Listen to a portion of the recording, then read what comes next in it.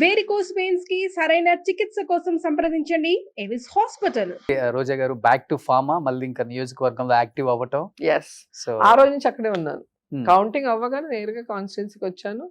ఒక 7 days ఉన్నాను. ఎన్ని రోజులు అయింది కోలుకోవడానికి? అదే హ్యాట్రిక్ కొడతాను అనుకున్నాను ఈసారి. ఫస్ట్ రౌండ్ లో తెలిసిపోయింది సంథింగ్ రాంగ్, ఏదో జరిగింది. ఎందుకంటే మాకు ఎప్పుడైతే వీళ్ళ కూటమి ప్రభుత్వం ఏర్పడిందో అవుతూనే అవ్వాల్సిన ఎలక్షన్ 2 months వెనక్కి తోసేశారు. ఈ 2 months వెనక్కి వెళ్ళినప్పుడు ఓవరాల్ గవర్నమెంట్ కంట్రోల్లో వాళ్ళకి తీసుకొని మా తిరుపతి డిస్ట్రిక్టే 3 ఎస్పీలు మారిపోయారు, 3 కలెక్టర్స్ మార్చారు. అంటే ఒకరిని వేయటము, వాళ్ళకి నచ్చినట్టు చేయకపోతే మళ్ళీ మార్చడం, అట్లా అసలు గందరగోళం అయిపోయింది ఎలక్షన్ అప్పుడే. ఫస్ట్ టైం నా లైఫ్లో, నాది 5th ఎలక్షన్ ఇది, ఫస్ట్ టైము వితౌట్ పోలీసు ఎవడు పడితే వాడు లోపలికి వెళ్ళటం, బయటికి రావటం, లోపలికి వెళ్ళటం, ఏం అర్థం కాల. చాలా ఏదో మామూలుగా సంతలో వెళ్ళి కూరగాయలు కొనుక్కున్నట్టు వెళ్ళి తిరుగుతూ ఉన్నారు. సో ఇవన్నీ కూడా చాలా ఘోరంగా జరిగింది. అయినా కూడా మాకైతే నిజంగా డౌట్ రాలేదు ఎప్పుడు కూడా. ఫస్ట్ రౌండ్ అవ్వగానే వడమాలపేట అనేది మాకు కాన్స్టిట్యున్సీకి హాట్ లాగా మా పార్టీకి.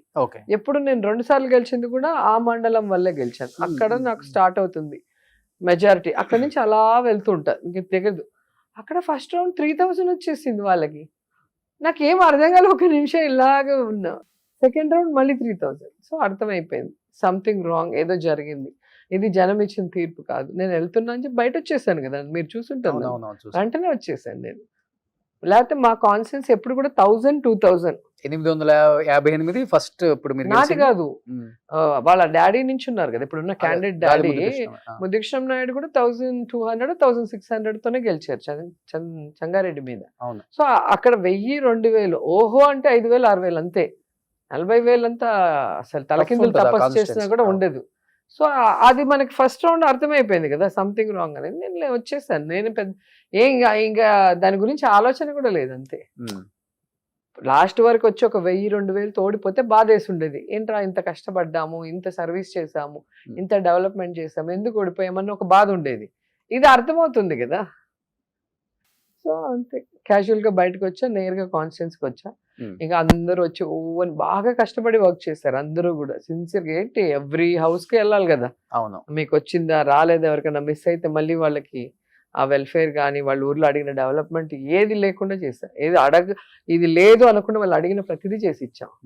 సో అలాంటప్పుడు అలా అయినప్పుడు పాపం లీడర్స్ అయితే చాలా ఏడ్చారు. నాకే బాధ వేసింది. నేను అందరినీ, నన్ను ఓదార్చాల్సింది పోయి నేను అందరినీ ఓదార్చా.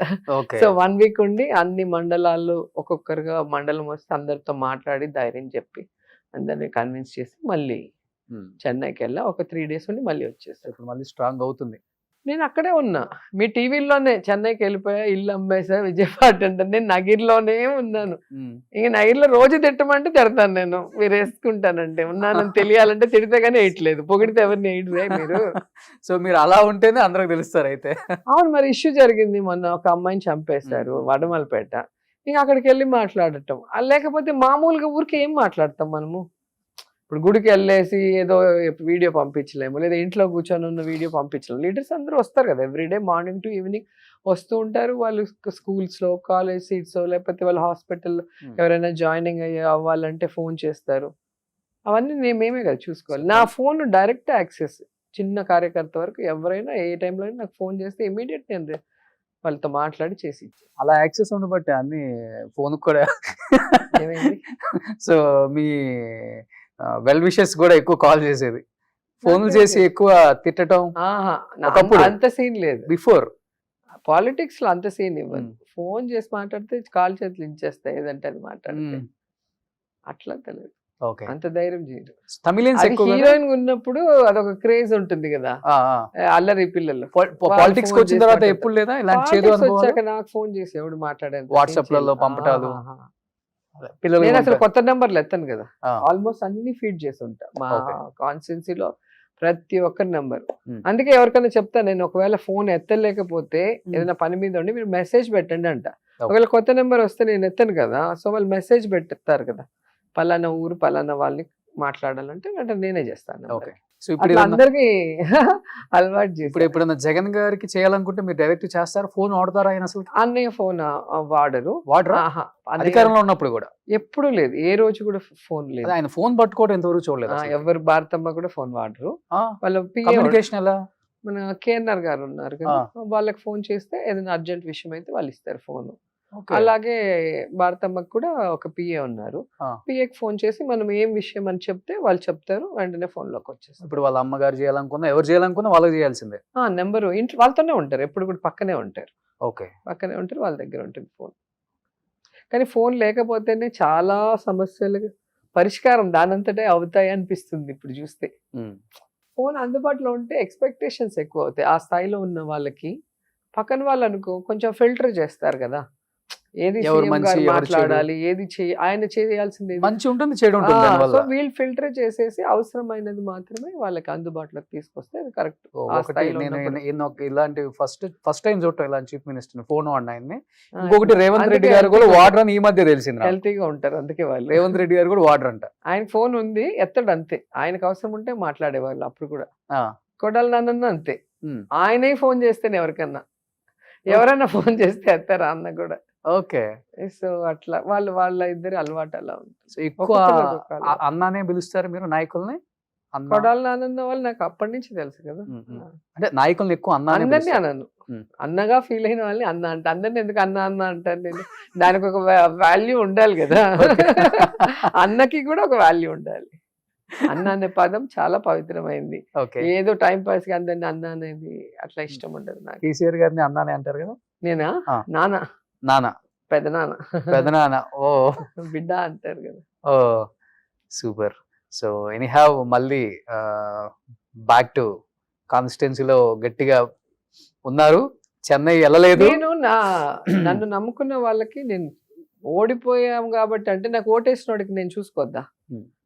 నాకు పనిచేసిన లీడర్స్ని కార్యకర్తలను చూసుకోవాలి, నా ఓటేసి అభిమానించిన వాళ్ళని నేను చూసుకోవాల్సిన అవసరం ఉంది. కాబట్టి ఇప్పుడు కంటిన్యూస్గా ఈ 5 months లో మీరు చూడండి, పేపర్ తెప్పించుకొని చూస్తే తెలుస్తుంది. అన్ని స్టేట్ న్యూస్లు రావు కదా. అవును. కుంభాభిషేకాలు కానీ, డెత్లు కానీ, పెళ్ళిళ్ళు కానీ, పరామర్శలు, కాల్ ఫ్రాక్చర్ అయి ఉంటుంది లేదా హెల్త్ బాగాలేదు, అన్ని కంటిన్యూగా చేస్తూ ఉంటాను. నా స్టేటస్ చూస్తే మీకు తెలుస్తుంది. ఎవ్రీడే నా స్టేటస్ చూస్తే ఒక రైల్ లాగా ఉంటుంది. నేను ఎక్కడున్నాను, ఏం చేస్తున్నాను అనేది మీకు తెలిసిపోతుంది. సో ఎలక్షన్స్ టైంలో జగన్ గారిని మెప్పించే ఒక డైలాగ్ చెప్పారు, ఆయన ఆపకుండా నవ్వుకున్నారు. ఏది? సో మొరగని కుక్క ఉండదు, వాగని నోరు ఉండదు, ఇది రెండు లేని ఊరే ఉండదు. అది అర్థమైందా రాజా? తమిళ్లో కూడా చెప్పారు. ఇప్పుడైనా చెప్పచ్చు. ఏదో ఒకసారి మీ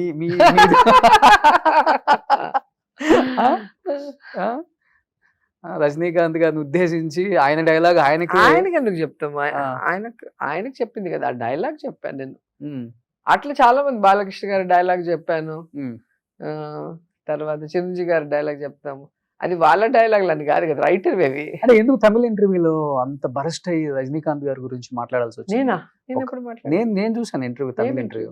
సో ఒక ఆర్టిస్ట్ గురించి మాట్లాడినప్పుడు మీ వాయిస్ ఇవ్వాలి, మాకు సపోర్ట్ లేకుండా మేము మా సైడ్ మాట్లాడలేదు, మీ బర్త్డేలకి, మీ ఫెలిసిటేషన్కి మేము డాన్స్లు వేసాం, వీడియోలు పెట్టాం, అలాంటిది మీరు ఒక మంచి మనిషి అని మేము చేసాం కదా, మీరు ఎందుకు మాకు సపోర్ట్ చేయలేదు? ఒక మాట వచ్చినప్పుడు వాళ్ళెవరో బ్లూ ఫిలిమ్స్ ప్రాస్టిట్యూషన్ చేస్తే ఆ వీడియోలు నిజంగా మీడియాకి ఇవ్వండి, రిలీజ్ చేయండి, అప్పుడు మేము ఒప్పుకుంటానని చెప్పేసి మీరు ఒక బరస్ట్ అయ్యి ఒక స్టేట్మెంట్ ఇచ్చారు కదా.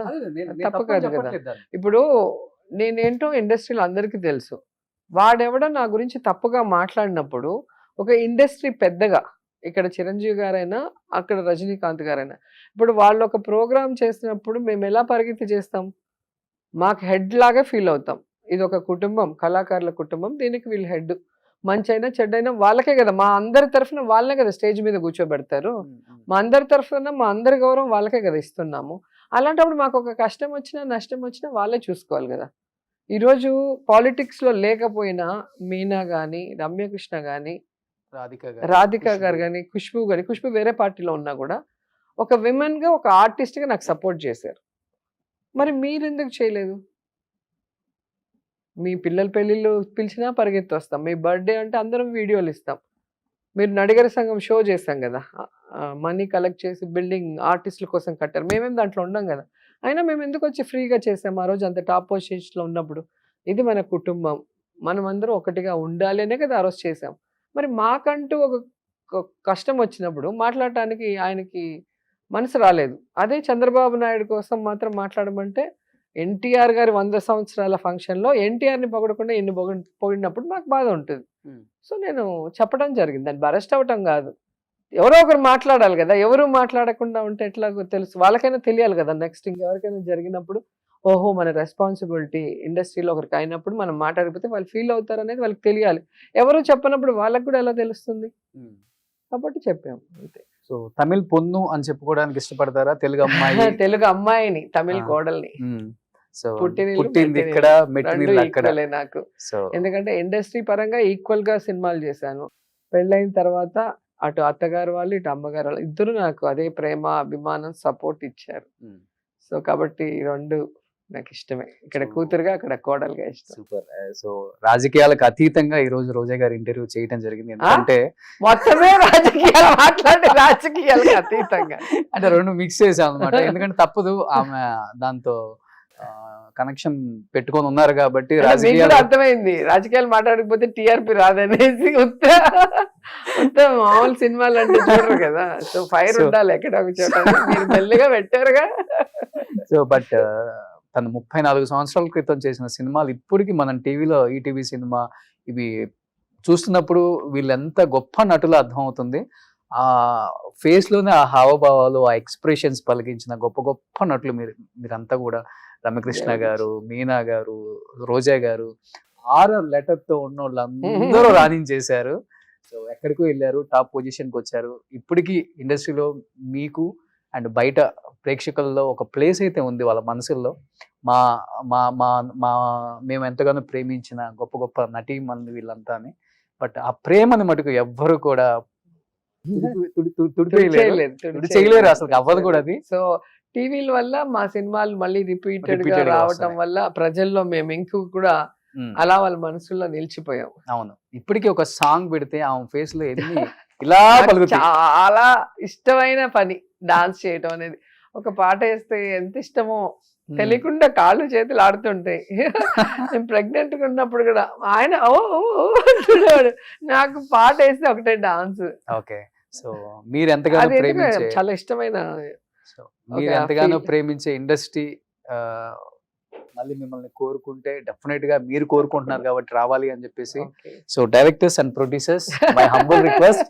సో మళ్ళీ మన పాత తరం నటీ నటులు అందరూ కూడా ఒక్కసారి ఇప్పుడున్న తరంతో యాక్ట్ చేస్తే ఆ కాంబినేషన్ చూడాలని. ఆ కాంబినేషన్ సూపర్ డూపర్ హిట్ అయ్యే ఛాన్సెస్ ఆల్రెడీ రిపీట్ అయినాయి కాబట్టి. సరిలేరు నీకెవరు, బాహుబలితో మళ్ళీ ఏంటో వీళ్ళు కాంబినేషన్ కలిస్తే సక్సెస్ అనే పేరు సో చెవికి వినిపిస్తే ఎలా ఉంటుంది. రజనీకాంత్ గారి డైలాగ్ సుమ్మా అదుర్దిల్లా కలిస్తే కాంబినేషన్. సో ఆ కాంబినేషన్ మళ్ళీ కలవాలని మనస్ఫూర్తిగా రోజా గారిని మంచి మంచి క్యారెక్టర్స్ కి మనం ఉపయోగించుకుంటే ఆమెకిచ్చే గౌరవం ఆ సినిమాలో మనకు కనపడుతుంది స్క్రీన్ మీద. సో మళ్ళీ మేము బిగ్ స్క్రీన్ మీద మిమ్మల్ని చూడాలి మేడం. సో డెఫినెట్ గా ఒక మొగుడు, ఒక గోలీమార్, ఒక శంభో శివశంభిలో ఉన్న మా రోజా గారు మళ్ళీ ఇప్పుడున్న తరంతో కనిపిస్తే ఏ విధంగా ఉంటుందో ఆ టైప్ లో రావాలని మనస్ఫూర్తిగా కోరుకుంటున్నాం. Thank you so much. Super. Suman టీవీలో మీ పర్సనల్ అండ్ బిజినెస్ ప్రమోషన్స్ కోసం కింది నెంబర్ కి కాంటాక్ట్ చేయండి.